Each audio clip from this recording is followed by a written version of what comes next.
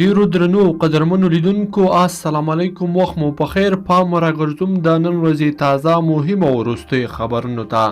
لومړی خبر: ولسمشر غني وایي طالبان په خپل روایت او د جګړو له لارې موخو ته نشي رسېدلی.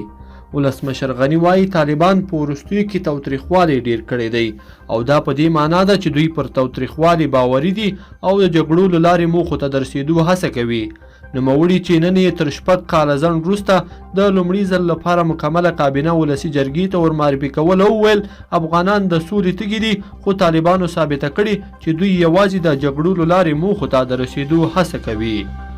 دوهم خبر: د ولسمشر د لومړي مرستیال امرالله صالح په مشرۍ د کابل ښار د امنیت او نظم راوستو په مخه 4مه ناسته کې پریکړه شوې چې د فراري مجرمینو لوی عکسونه دي د ښار په کوڅو او واټونو کې ځوړند شي تر څو مجرمین اصلاح او یا هم د قانون منګولو ته وسپارل شي. دریم خبر: ننګرهار کې د پاکستان ویزو اخیستو پر مهال ګڼه ګوڼه کې 11 میرمنې مړې شوې دي.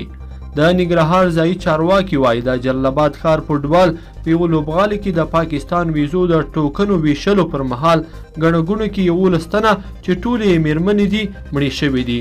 دوی زیاتوي چې په دې ترڅ کې 12 تنه نور چې سپین هم پکې شامل دي ټپیان شوي دي.